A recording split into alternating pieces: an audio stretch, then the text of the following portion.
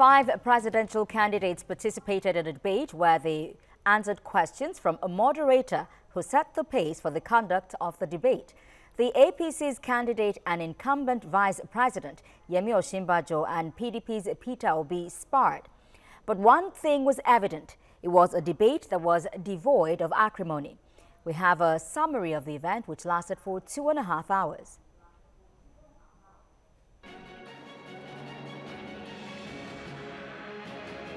It began with brief introductions, which seemed like mission statements. In 2015, we participated equally in NDG debate for presidential candidates, even though then I was a presidential candidate.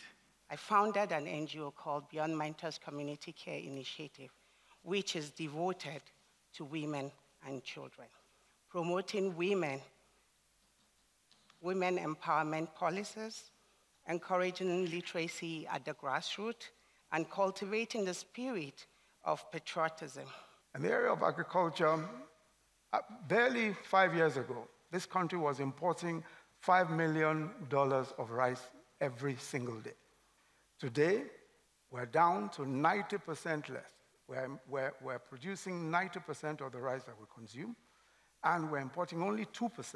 You can see from a study that there's a straight link between SMEs and growing your economy. And we're not supporting on SMEs very well. If you look at what China has been able to do with the SMEs, SME in China is contributing 60% of their GDP. And 60% of China's GDP is 7.2 trillion, which is 18% of Nigerian GDP. I have a passion for the girl-child education, and I spent the early years of my adulthood in the development of a common Nigerian. I was the pioneer member, founder of Falala Women Multipurpose Cooperative Society in Bauchi, which has impacted the lives of a lot of rural women in Bauchi. Timing was key, and it meant everyone who was participating had no choice but to try to create an impression in record time. The issues were varied, from the economy to infrastructure, and from corruption to foreign direct investment. The economy was a thorny issue, with the APC's candidate stating what government had done in 3 years to reverse the PDP's mistakes, but that was countered. Our government will be demand-driven, not supply-driven. That means you need to consult the people. Be at the stage of planning, not at the stage of signing. You say, oh, well, we need to go and consult the people. We will do it before we get to that stage. 2, you don't need to fear about China's transshipment. That shows inefficiency. Labor is more expensive in China today than it is in Nigeria. Labor is not the only factor of production. It's not the only cost. So the mere fact that labor is cheaper in Nigeria than China doesn't mean that goods produced in Nigeria will be cheaper than China. What is going on today, for example, is that if you import rice from China, it will still be cheaper because a lot of their rice is stored up there and is heavily subsidized as well. Some of the candidates pointed out what may seem to have been the disadvantaged position they came from.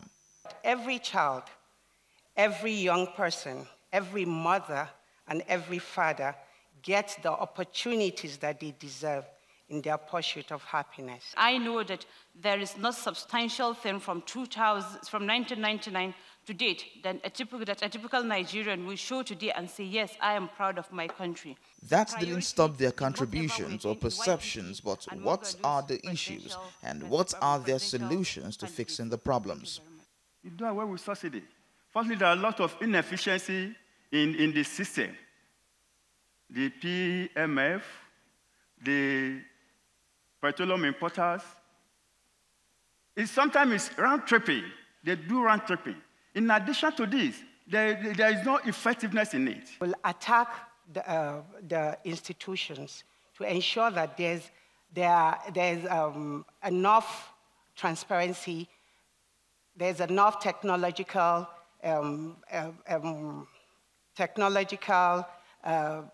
issues.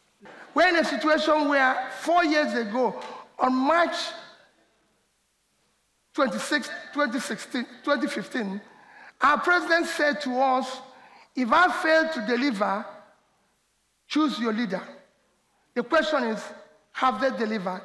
At some point, it became a defense for the incumbent as the main opposition found chinks, but as quickly as he could, the APC candidate rebooted and stated the administration's successes. If today you were to remove subsidies, petrol prices could go up to as high as 220 naira per liter, could even go higher. Now, there is no country in the world, at least even the most developed countries, that don't run one kind of subsidy regime or the other, for the simple reason that sometimes you just need to take some of that effect, some of the cost effect away from your citizens. And this was how it ended. Is the candidate of the Allied Congress Party of Nigeria, ACPN, Ganiu Galadima. Next is the candidate of the Alliance for New Nigeria, ANN, Khadija Abdullahi Iya.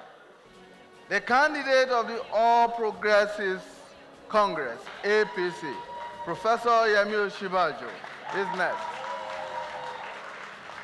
The candidate of the People's Democratic Party, PDP, Peter Obi. The candidate of the Young Progressives Party, YPP, Umar Abdullahi Getso. Theophilus Elama, TVC News, Lagos.